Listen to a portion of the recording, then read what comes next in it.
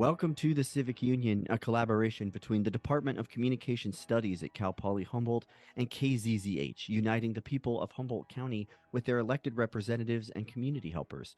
I'm your host, Dr. Aaron Donaldson, and as always, we would really love to hear from you. You can drop us an email to thecivicunion@gmail.com. We will read and respond to appropriate emails on the air. Maybe you know someone representing your community that we could profile on our show.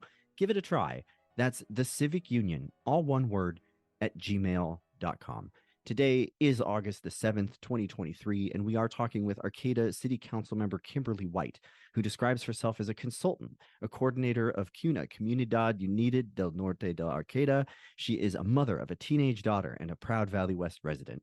She received her master's degree in sociology with an emphasis in affordable cooperative housing from what was then Humboldt State University, Go Jacks. Her passions are affordable housing, social justice, participatory action research. After running not once or twice, but 3 times, Kimberley was elected in November of 2022 to a 4-year term on the city council. These meetings are currently held the first and third Wednesday of each month at the City Hall Council Chamber, located at 36 F Street in Arcata. Kimberley, thank you so much for taking the time to join us today on the show. Thanks, Aaron. Thank you for having me. I've really enjoyed the opportunity I've had to talk with you before the show. The first segment, we typically just try to spend getting to know our guests just a little bit. We like to start with this question. Where were you born, and do you have a first political memory? I was born in San Francisco. I did move away at 9 to a small community nestled in between Mount Shasta and Mount Lassen called Bernie. My first political memory was probably during the Carter administration. He was all about conservationism, which is now called environmentalism. He was, before his time, he was about wanting to create a solar bank, which was quite novel and cutting edge. Being known as a humanitarian, his work with Habitat Humanity was very interesting to me at the time. It was then that I became involved in environmentalism. His worldview was quite the polar opposite of Reagan. In fact, one of the things that really got me interested was what Reagan said: if you've seen one redwood, you've seen them all. Now, while that's before my time, Oh, no. yeah. So, it brought me to the redwoods. And, like many, I came here for Cal Poly Humboldt and never left, fell in love with our redwoods here. You said Bernie, California has a population of 3,000 people, and this includes the squirrels. You were Yeah.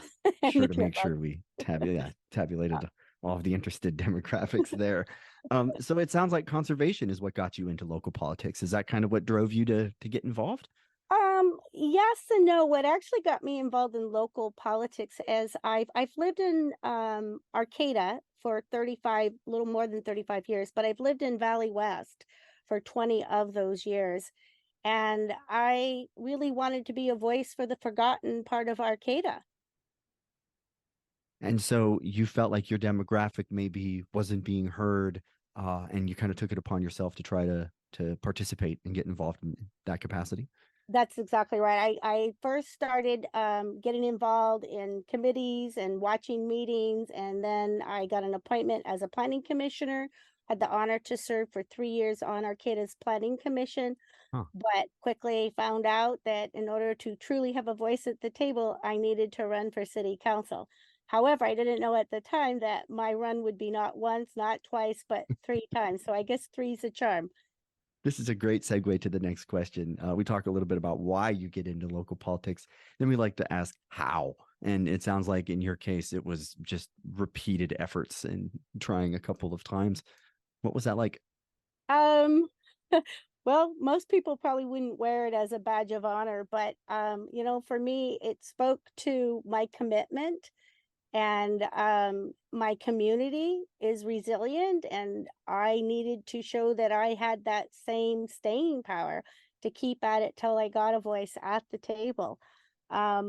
I also, I guess, one of my favorite quotes, anybody's ever got an email from me, says, they'll see it. It's by Martin Luther King Jr. And it says, it's not possible to be in favor of justice for some people and not be in favor of justice for all people.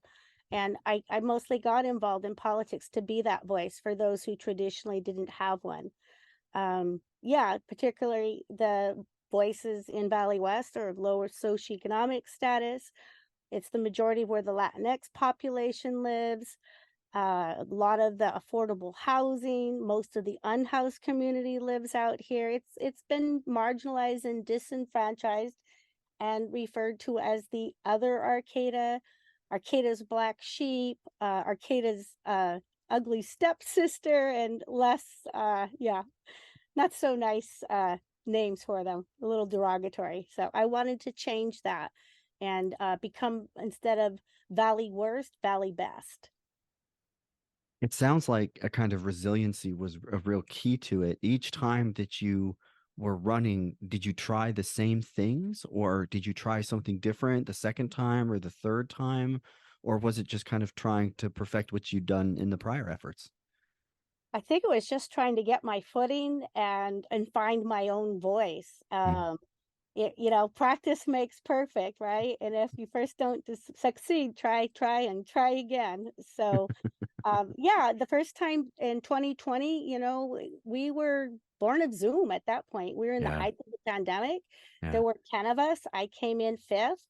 The second time, there were six of us, and I was super excited. And then the last day to get your papers in, Alex Stillman decided to run, and well, I would dare anybody to try to come up against Alex. She is quite the force. In fact, she was one of the first female city council members in the 70s. Mm. But I gave her a run for her money. I was right behind her and I took second, but there was only one seat at the table. So I ran again in November, and there were six of us again. And yeah, I got a seat at the table finally. And you said that you're pretty sure you're the first person from Valley West to sit on the city council, correct? Yeah, that is, while we're not in districts, nobody in the history, is my understanding, has ever been from Valley West to get on city council and have a seat at the table. And while I represent all of Arcata, it's no secret that my passion is for Valley West. We're going to dig into this a little bit in the second segment, but I think it's just really worth emphasizing that we talked about the kind of demographics of the community. We're going to talk about the economic engine of the community. And for that community to not be represented at the city council is the kind of thing that can pass quietly year after year without ever, but anybody even really noticing it until we stop and look. We've been interviewing a lot of folks from the Eureka City Council. They're obviously broken up into like wards. Sometimes cities are like broken into districts and things. You said that maybe this is something that might be considered at some point, but right now it's just an at-large election, and this is kind of what we get. Exactly. So, I am honored to be voted in and to have an opportunity to be a voice for Valley West. But again, I do want to say that I do represent all of Arcata, and I would fight just as hard for any community that felt like their voice was being left out and being marginalized as I do for Valley West. It's a small town with a whole lot of different needs, Pockets. Yes. a whole lot of different demographics for sure. Um, so this is the Civic Union, and we are talking to Arcata City Council member Kimberley White. Kimberly, what has been the biggest struggle for you, or what challenge have you had to overcome as you've become a politician? Okay. So that was a tough one for me. I'm kind of a chronic self-discloser, and so maybe overly transparent. So I'm going to share something that's a little personal. Um, when I said I was born in San Francisco, which is a fairly racially diverse area, I lived in San Francisco, San Bruno, Sunnyvale, and then we moved to a small town, basically white America, when I was 9 years old. Um, I am the only person in my family that is brown. My mother is Irish, my biological mother, um, and she is fair skin, hazel eyes. My sisters, both blue eyes, blonde hair. My siblings, blonde hair. And then there's me. I was not raised by my biological father. And so I grew up in the community, being raised in a white family with all that privilege. But I knew that I was different. And actually, in fourth grade, when we first moved there, I think it was my first week of school, I took the bus home and was called some derogatory names in response to my skin color. And I get off that bus and I go racing in the house. I don't even say hi to my mom. I go straight underneath the kitchen sink. I grabbed some items, one of which was some SOS pads, and locked myself into the bathroom because I was just certain that if I could look like the rest of my family and not be different, that these names would stop. Wow. So that's a little part of me that I guess is hard to share. That I had a lot of shame being raised in a family where I looked different than everyone, being raised in an all white community. And my struggle and challenge has been to understand, I guess my family had a lot of good intentions, but they denied my reality and saying, well, I just had a better tan. But it was different for me. I could tell that the people in my town I didn't look like everyone else. By the time I got into high school, it was quite different. Um, yeah, in Bernie, there's not a lot of employment opportunities. Mm. So when I was a teenager, I remember me and my friends decided to go get a job working in the strawberry fields, and it was very segregated. They had the seasonal migrant workers, and then they had the locals. And I went off to go to the bathroom, and when I came back, I was directed over to the migratory seasonal workers, except for I didn't speak a word of Spanish. Mm. It was a very interesting coming to terms of who I was. I didn't have the luxury or the privilege to understand my Latinx or cultural roots. In fact, I found my father about 10 years ago. And even though my last name is White, I'm brown. Mm. My dad's last name is Preciado, and he really got me in touch with my Latinx roots. And yeah, that's been a struggle for me. And I feel like I bring that to the table because I see through the lens of the privilege that I had, but I also see through the lens of some of the challenges that I went through that my siblings didn't go through, that my parents didn't understand. But when I met my real father, it all made sense to me. I looked like him. In fact, I have a mini me younger brother by 2 years. And unfortunately, I just lost my father during COVID in October. But I got a chance to meet family, people who look just like me, learn a lot about my cultural roots, and have been able to embrace that and bring that to the table. A perspective, I think, of just being able to share with people of color my experience. I got to tell you, sometimes I feel like I'm not brown enough, but I'm not white enough. And where do I fit in there it's been a little bit of a struggle, but I think it's really taught me how to, I can identify the inequities having lived through the lens of both. I don't know if No, it's that's it's a bit of, really insightful. Yeah. Is this like is this something that you have learned to just kind of come to terms with? Is this something that you feel you because is something you've overcome? Like it'd be hard to overcome something like that, I would imagine. But at the same time, it sounds like it really amplifies the way that you do your job in a lot of ways. I think so. And in fact, I took Spanish language and culture at Cal Poly Humboldt for 2 semesters. I just signed up for unlimited lifetime for Rosetta Stone.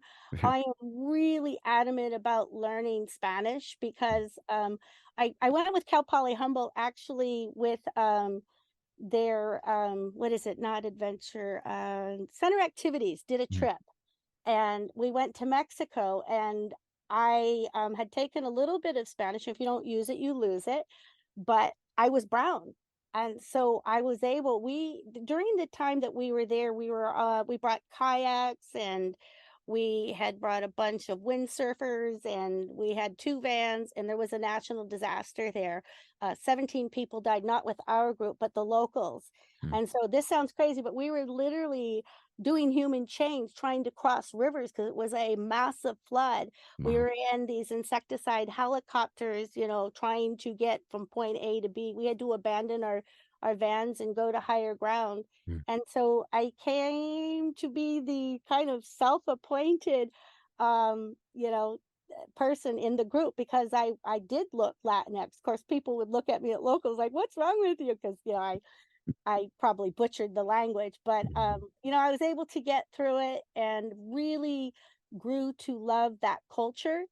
And it took me this long, to finally connect with my biological father to really embrace my Latinx roots. What was it like campaigning for you? Can you take us through some of the like memorable moments that you might have had during your election? Yeah. So let's see, some memorable moments. Well, campaigning in 2020 on Zoom, I really didn't go door to door.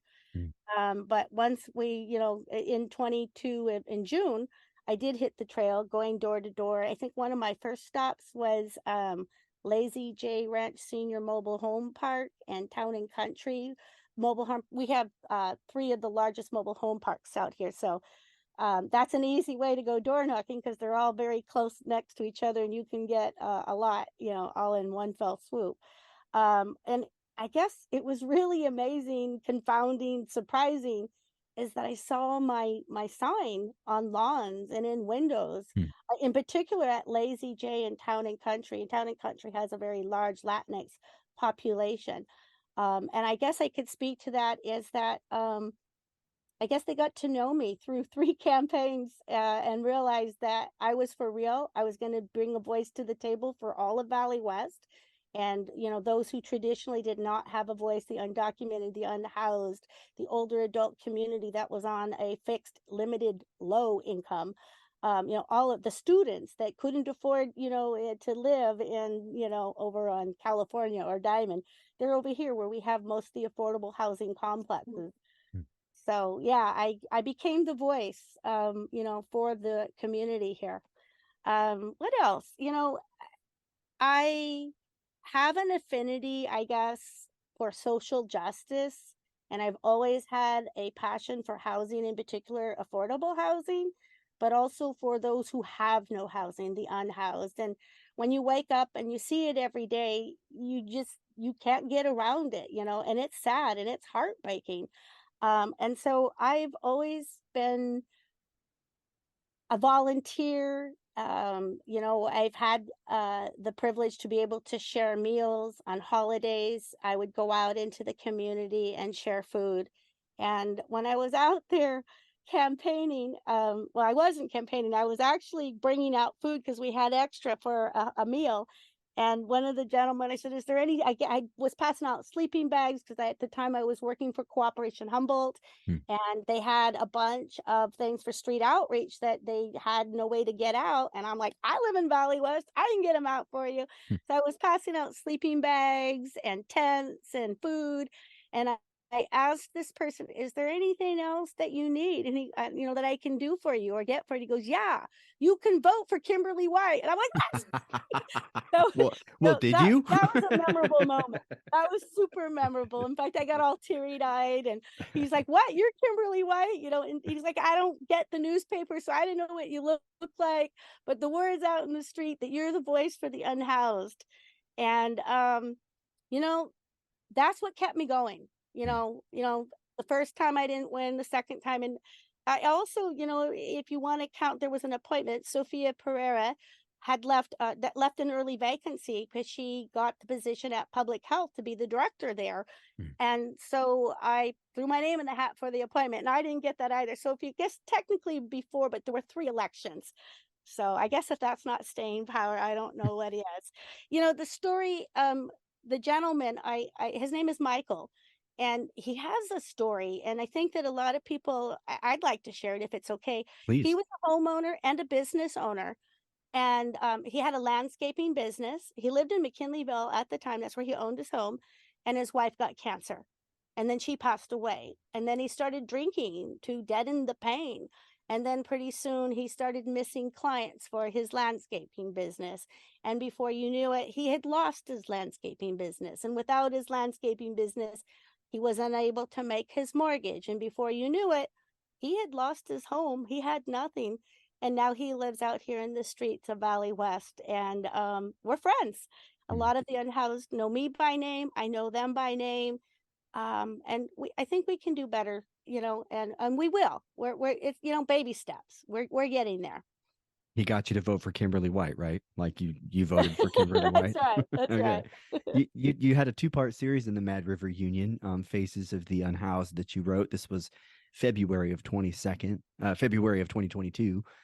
You wrote about Pops in one of those articles, and then you wrote about Lonnie and Daniel in the other articles. And I think what really sticks out to me in these articles and in the stories that you're sharing is, as you write, like how we will see folks who are unhoused as somehow separate from or different from us, but the circumstances that take us from security to that situation are very frail, and especially with healthcare in this country, it is a very, very thin line. Yeah. And I think really humanizing folks in a way that helps us all understand how you get to that position is really meaningful. And I think it crosses a lot of bridges. And hopefully we'll have time to dig into Well, that. yeah, I always think that we're all just one step away from it, and it's a heavy lift, but I think that we need to step up as a community and help our unhoused neighbors. We live in the richest country in the world, and yet here we are, people living in the streets, and it's not okay. And I can only speak for Arcata. Um, we are stepping up. We are building housing. We have organizations like Arcata House Partnership. We have affordable housing alternatives like Nezzy Wade. We have the community. People are stepping up and doing things for our unhoused community. I just think we need to do more. And I have all kinds of ideas. Sometimes I'm a lone wolf on my ideas, but I'm still not going to give up on those ideas.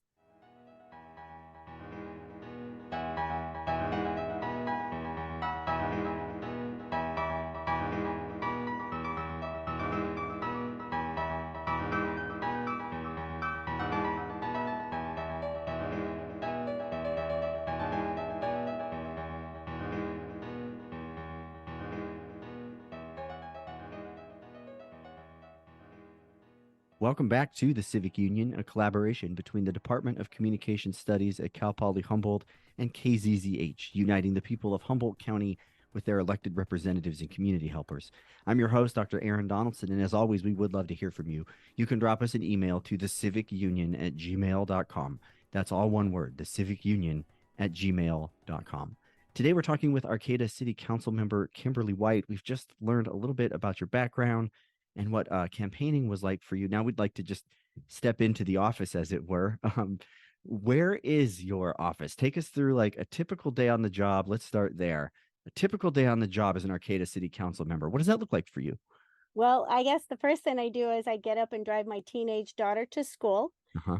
And On then time. well, actually, she's in cosmetology school in Eureka. Oh, So cool. it's a little bit of a trip. I go zip over to Eureka and back. And then on the way home, we hit South G Street with my Great Dane, and we usually go for a walk. I usually will meet a constituent there, and that's my office. My office is in the street. I meet people where they are. Coffee shops, Jitterbean, maybe go over to the park. We might go over to Riptide Cafe, take a walk on the streets, just boots on the ground, and or on the plaza, meet people over at Brio Cafe, Wildberries, wherever they want to be. That's where I will meet them. And I've also gone to homes. I think I've been to at least a half dozen homes over at Lazy J, Town and Country, Valley West Estate. So yep, I will come to you. What kind of things do you do to prepare for work? Like when you have your meetings and things coming up, what kind of processes do you go through to prep for that? So um I think a lot of people forget that city council is not supposed to be a full-time job. Um, and so most of us have a day job. I will say because I'm getting myself on board and really want to get myself up to speed, I'm working about 60 to 70 hours a week with Wow. about 35 hours, 30 to 35 for city council and then my day job. And I forgot the question. I'm sorry. Don't ask the Well, just question. like what do you do to prepare for the meetings and things that you have coming up? How do you get So, ready for those? so that's what I guess I was speaking to is the number of hours it takes. So I do attend planning commission, although I have been encouraged not to go in person because I guess I can have some sway. I go online, I go to Zoom, and I attend various committees, commissions, where there would be Park and Rec, or economic development, transportation and safety. I try to read, the agendas and find out the minutes and just make sure that I'm on top of everything that's going on around me. And of course, I have regular resources that, we are supplied as part of our training. We go to conferences, just to learn about how a city is ran. And so I'm always prepping. It feels like it's only twice a month, but I feel like there's no downtime. Hmm. And that's okay.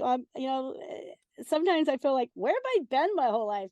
Like I was made for this. I absolutely love it. In fact, most of the time I'm grinning ear to ear because it really is fun. Like all this and you get paid.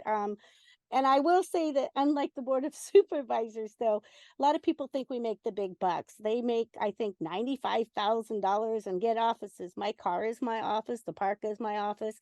And after my insurance, I think I bring about $500 home a month. That barely pays for the coffee. But, obviously people don't do it for the money.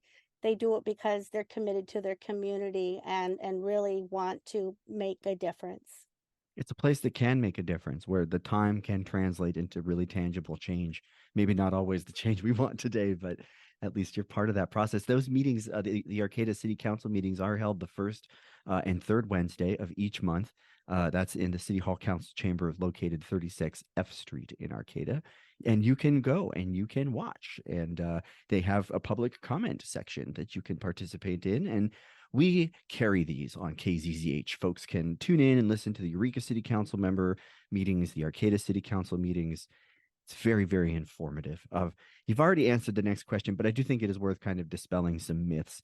Where is your Could I office? Oh, go jump ahead, back please. just a Yeah. little bit? Yes. I guess, talking about being involved in city council, I personally think that we could make them more accessible, like make it bilingual. If Oh, we yeah. want to engage our Spanish community, then we should make it bilingual. I also would like to see a shuttle for the students. We can't assume that all students have cars. Yeah. I would like to see some on-site childcare so that parents get off of work, they grab their kids, they come down to City Hall, there's on-site childcare, Mm. maybe, a local business can sponsor a light meal. There's a lot of things that we could do to make it more accessible.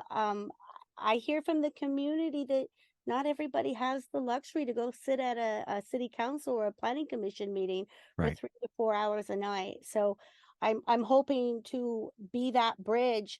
For example, the older adult community, a lot of them don't drive at night. How about we get a shuttle that goes to the senior mobile home park and the various complexes where we know the older adult residents live and drive them over to city council?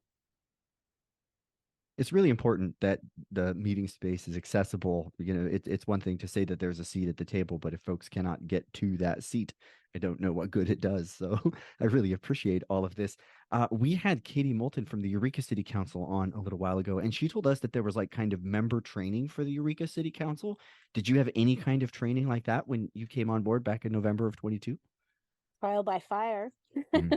No, I did get a chance. There's an organization called Civic Well, and so I was able to attend a conference there, which was wonderful. I also attended a local climate conference recently, and we have another one coming up, League of Cities. So those are great opportunities. When I was a planning commissioner, I went through several trainings through the Brown Act, which was really helpful. And then, our fellow city council members who have more experience, folks like Alex and pretty much, well, I'm the new kid in the book, so everybody has more experience than I do. So I go to my fellow council members and just learn the ropes that way. Walk us through a typical city council meeting. What happens when you all get together? Um, well, we start off, of course, doing a land acknowledgement. We invite the community for early oral communications. Depending on how many are present, they can get 2 to 3 minutes. We have an online forum as well. We will go through the agenda, do our Pledge of Allegiance, do some we celebrate those organizations that are doing work in the community, and then we get on to business. And then, of course, each opportunity on the agenda, people can come in and bring public comment forth. And then we do staff and council reports and then call it an evening till the next time we meet. Was it what you expected before you got involved? It sounds like you were involved in politics, so this is pretty boilerplate. It's what a lot of city council meetings are like, and is pretty much what you expected, or did it take some Um, learning? no, it really, I think it really prepared me having 3 years of, being on the planning Mhm. commission, being on the dais, being able to engage with the community, understand the Brown Act, uh, the rules of order, and how to have government transparency, and so I feel like that was my training ground. Yeah, it wasn't brand new for me, fortunately. You are listening to KZZH LP 96.7. This is the Civic Union. I'm Dr. Aaron Donaldson, and today we're talking to Kimberley White, council member for the city of Arcata. What kind of misconceptions do you think people have about your office? Obviously, that you make the big bucks. Like, Yeah, I do think a yeah. lot of people think one of the reasons we ask, like, where is your office, is because a lot of people do not realize that you do not have one. What other misconceptions do you find? I guess that is a big misconception there, that they do think that you have this office. Maybe I get a corner office with a great view. I get all these great stipends and I've all these seen Parks and perks. Recreation. Like, it looks pretty nice. Right. Yeah, no, not at all. I don't have an office. Like I said, my office is the streets and my car at the park, at a coffee shop. We don't get the big bucks. It's long hours, and most of us, I weave. I'm fortunate that I am a coordinator for, and we'll talk a little bit about that, for CUNA, Comunidad Unida del Norte Arcata, or Community United of North Arcata. So I'm able to weave my work, my day job, with my city council job. And being that CUNA is a Valley West organization, it is to build a thriving, better represented Valley West. A lot of times I feel like they're the two merge as one. I'm doing the work all the time, which is kind of fun. I like that they're not separate. It's holistic. So it does merge into one. We'll talk a little bit more about Kuna. For folks that want to learn more, you can go to kunacomstogether.com. That's all one word, CUNA. Kunacomstogether.com. You can also email kunacomstogether@gmail.com. Phone number is 707-633-3867. That's the English line. Spanish speakers can call 707-633-8802.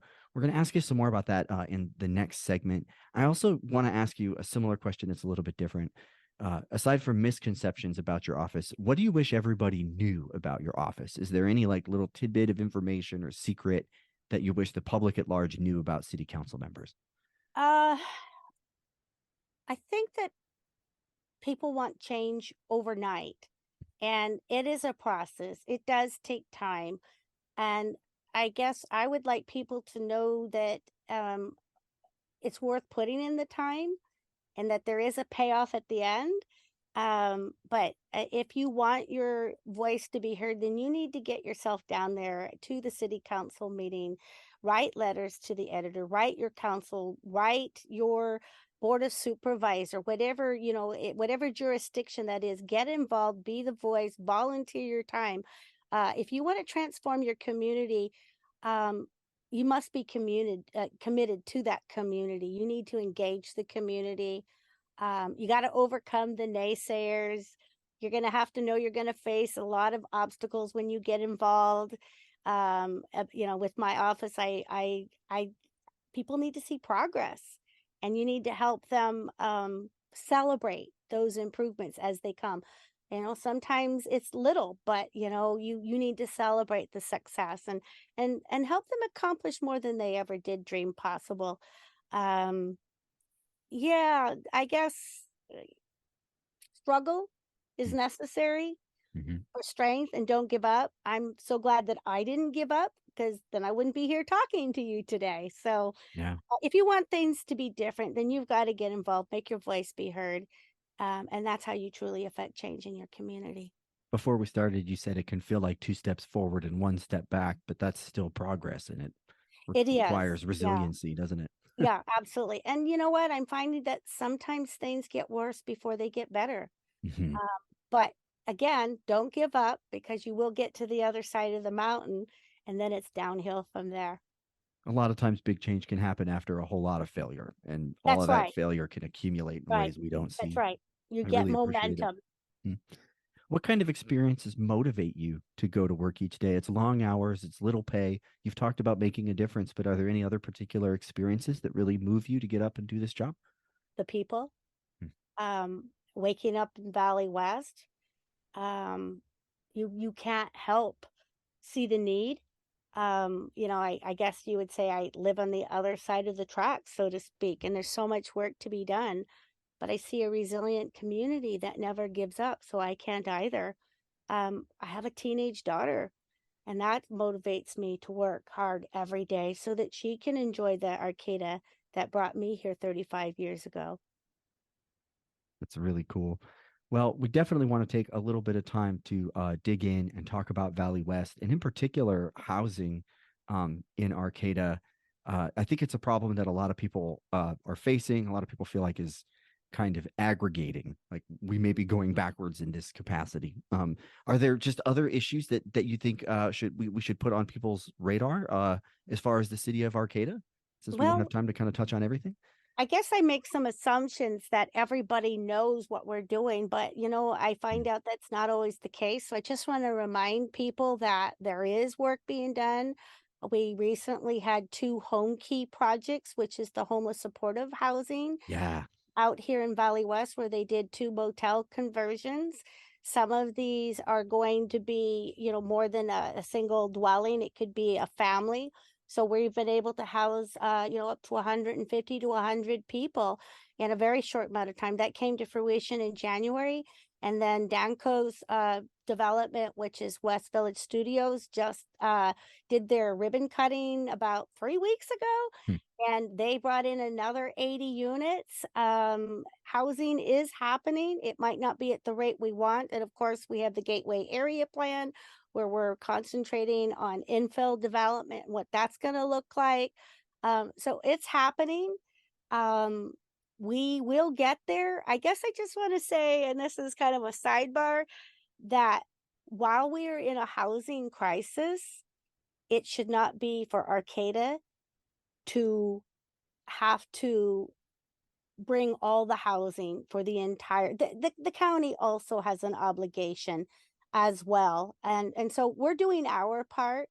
We are meeting our arena numbers, which is the regional housing allocation needs. We are on track. And while, those numbers came into fruition before Cal Poly did expansion, before we had COVID, before we had fire refugees and climate, we have those numbers have changed. We don't have to meet the bare minimum. And I think that the city's doing a really good job in addressing the housing issue. I think what's really important, though, is that you can't have both. If you want to have our open spaces, our forests, our agricultural land, then we need to do infill development. It's a little heartbreaking for me to see the community sometimes divided over the Gateway Area Plan. I don't think it's a black and white thing. I think that we can meet our housing needs. And this might be where I'm the lone wolf. I don't know that we need to go to 8 stories. I think that, it's very important that we do responsible growth and have to take in mind that this is going to affect Arcata forever. So my daughter and her children's children. So I just want to make sure that we do it right. What would you tell the people that tell folks that really want to get involved? Are there any particular places you've said come to the meeting and write your council member? Any other opportunities that you quickly want to speak to for folks that want to get working? Um, I think volunteering is a really good way to get involved in your community, whether that be local politics or, just working in a neighborhood. that's where I started, and then I joined the school board, and then I got on a wellness board out here in Valley West, and then I joined a homeless housing working group, and then got involved with Arcata House Partnership. Whatever your passion is, get involved there. Bring that passion to the community, to the city. Um, it takes a village. What would you tell people that feel like it's just pointless, that everything's lost, that politics don't matter? Any message for those folks? I've seen those changes in real time in Valley West. It does make a difference. We are improving. What is Valley West? It's an ignoble, underappreciated, underreported, misunderstood, and for some, generally the avoided part of town. It's a commercial ghetto, Arcata's black sheep. And as some have disparagingly put it, the gateway to McKinleyville. And that's an editorial quote from Kevin Hoover, April 17th in 2001. And we've had a lot of positive changes. Is it perfect? Do we got more to do? Absolutely. But we have seen changes. Kuna has brought an incredible amount to the community. We do weekly and monthly community cleanups. The community is getting engaged. We have community-led murals. We've done beautification, community connectivity. We're trying to get a community center. Kuna just wrote a grant with PG&E for a resilient hub, which would operate during non-disaster times as a resource center. So things are happening, positive changes. Sometimes it is baby steps. Sometimes it's two steps, 2 steps one step forward. But you're still, or no, yeah, the opposite. Sorry. I've got you. Two but forward, yeah, one you're back. getting Yep. momentum. You're covering ground, and things are getting, albeit baby steps, you're getting to where you want to be. It happens.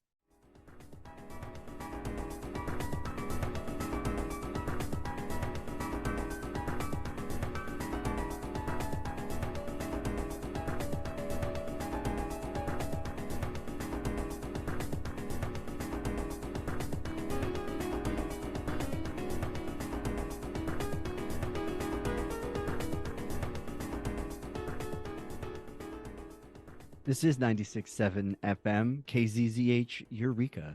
Access Humboldt is local voices through community media. My name is Dr. Aaron Donaldson. This is the Civic Union. We're talking to Arcata City Councilmember Kimberley White. Your passion for Valley West is really contagious. I really appreciate it. We talk a lot about housing on this show, and we'd like to look at this area in particular. Can you give our listeners just kind of an overview? You've talked a little bit about it. Just kind of give us that bird's eye view of Valley West Arcata. So we do have a disproportionate high number of students, minorities, and low-income families. North Arcata also has I'm going to give you a little demographics here, has the largest population of Latinx residents. We also have a disproportionate number of unhoused people, but we also have a lot of affordable housing out here. We have 2 home key projects out here. We also have the county's only emergency extreme weather shelter out here. So, we are addressing the needs of our community. Housing was needed yesterday. And we are working on it. If it was, they wouldn't call it a crisis if it was an easy fix. Yeah. Yeah, the vocabulary we got last show, I think, was that we're technically creating vacancies, even in light of all of our efforts to create more housing. The rate at which the houses that we have are falling into disrepair because so many of them are rentals that are not cared for and things. And it's one that really bites. I tell the story on this show that when we moved here to start teaching at Cal Poly, I was 24 hours away from living in a campground. And I was going to teach at Cal Poly and live in a campground because we just could not find a place that we could afford to live. And it's something that everybody feels. You've written a lot about houselessness. We talked about that 2-part series in the Mad River Union that you wrote. What more could we do you think, to kind of improve our outcomes as a community in this regard? I live in a condominium. I think that we really should start having a conversation about condominiums. I don't know why we haven't before, but I'm super excited to hear that I have fellow council members who are wanting to start that conversation as the community. When I was with Cooperation Humboldt, we talked a lot about cooperative housing, which is another opportunity for home ownership opportunities as well as rentals. That's something that we could focus on. So condos, cooperative housing, for whatever reason, we haven't embraced tiny house villages.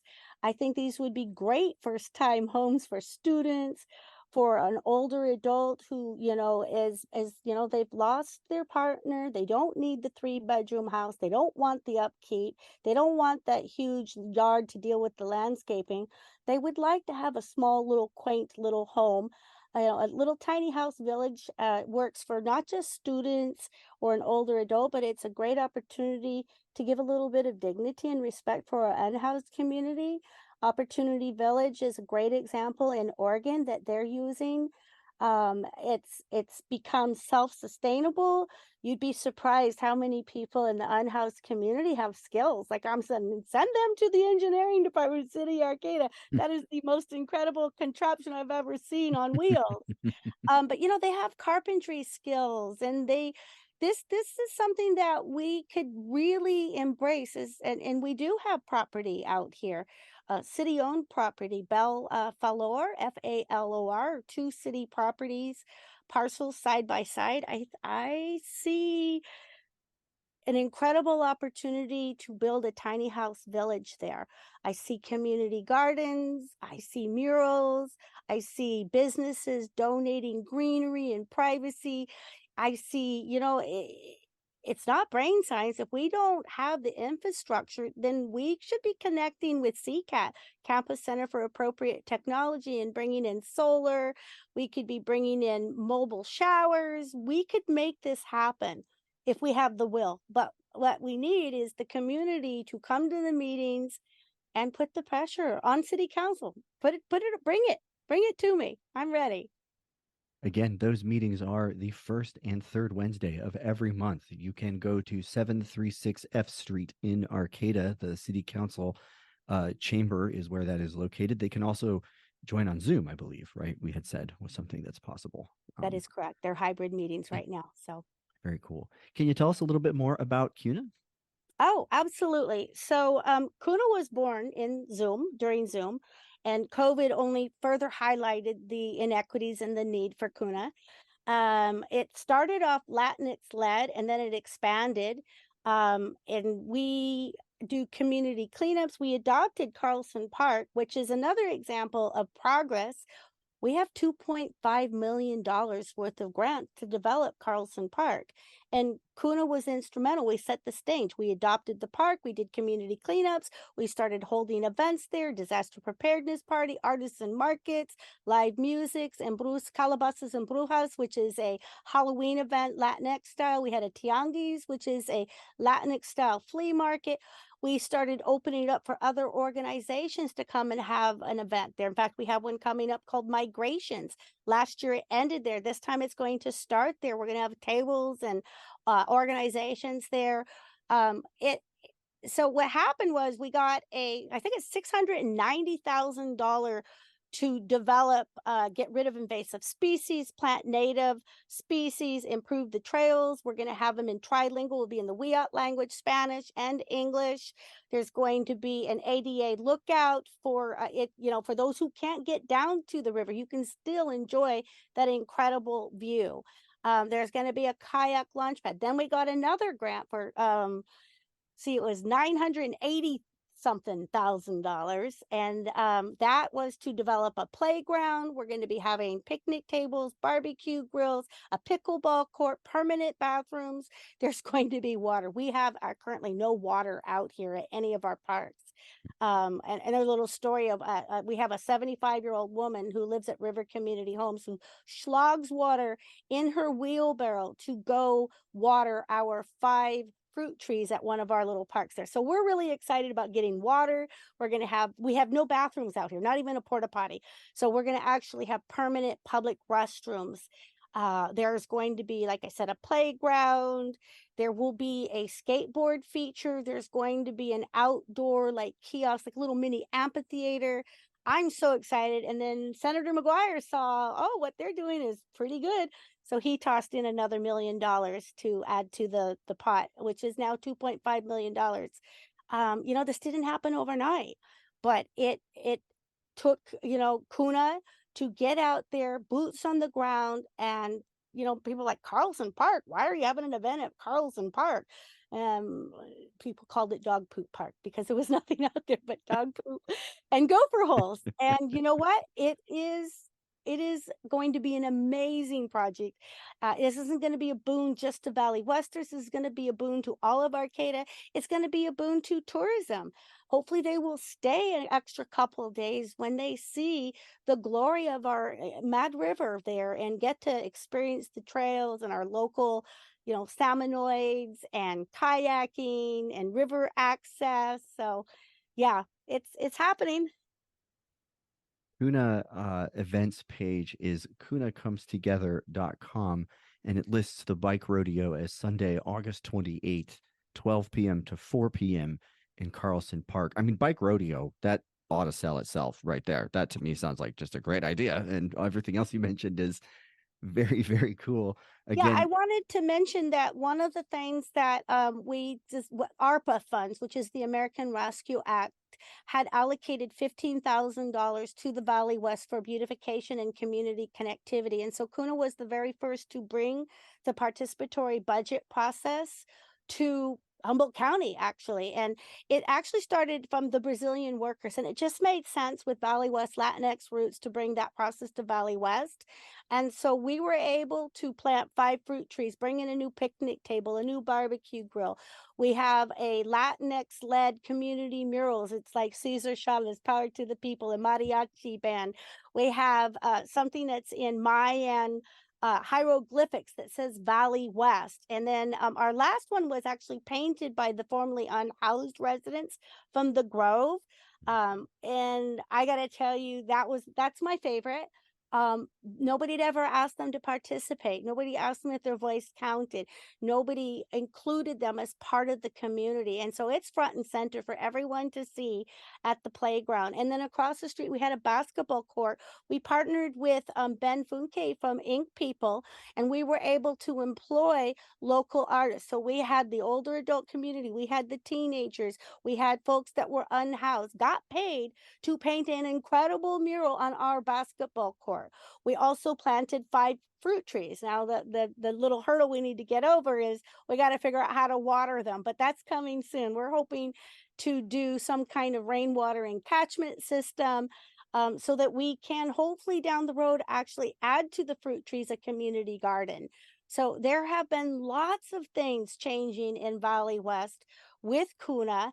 And it takes a village. I have 2 great co-coordinators, Laura Munwas and Ebar Romero. I've actually known Ebar since she was like 4 years old. We lived in the old neighborhood over on F Street, and then we both bought our condos. Well, her family did within 3 months of each other. They thought I was following them, I guess, maybe. And then later on, she was going to Cal Poly Humboldt, and she was majoring in race and ethnic relations. She's bilingual. She's lived in Valley West most of her life. So I had an opportunity to bring her on board to Kuna. And yeah, it's an incredible team. We have an incredible community that are participating.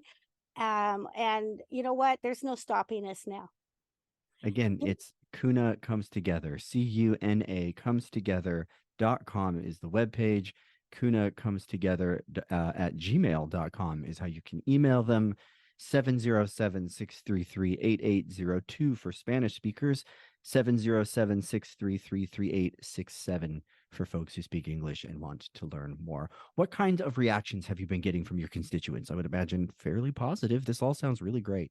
Oh, absolutely. Actually, I've heard others like, hey, we need this in the creamery district. We need to get like a Kuna in the creamery district. Somebody was like, yeah, we need something over in the Greenview district. Somebody else is like, we need this over in Sunnybray. And I would love for Kuna to be the training grounds so that, we don't have to recreate the wheel, but it's all about community, getting involved, If you want the work to get done, then you get in there and you do the work, and then the rest will follow. The city saw that this was good, and so they allocated the city council at that time. I wasn't on city council, allocated, the money through ARPA funds to do some beautification and community connectivity. We are actually gearing up for our second round. We included the Grove. We're getting ready to do a participatory budget process with West Village. We just did one with Laurel Tree Charter School. We did one with the Latinx community, did it for the Lazy J. We're going to be doing in-person voting. And we're going to be spending $25,000 to do community connectivity and beautification for Valley West. Kimberly, it's really been a treat talking to you. Thank you so much for all the work you do in our community and for the work you do as a city council member in Arcata. Really appreciate it. Thank you for having me. The email listed online is kwhite@cityofarcata.org. The phone number there, 707-633-3867. If you would like to know more, this has been the Civic Union, which is a collaboration between KZZH, Access Humboldt, and the Department of Communication Studies at Cal Poly Humboldt. We're trying to unite the people of the county with their representative government and community helpers. You can email us at thecivicunion@gmail.com if there's issues that you would like us to discuss. I'd like to thank once again Councilmember White for joining me and my producer Nate Dogg here in the studio for all of his collaborative efforts. Up next is one of my absolute favorite shows. Certified animal behaviorist Charlotte Peltz gives you tips, tricks, and tools to make it work with that roommate who eats all of your underwear. It's risky dog feed with living with your dog. Thanks for listening. Now go get united.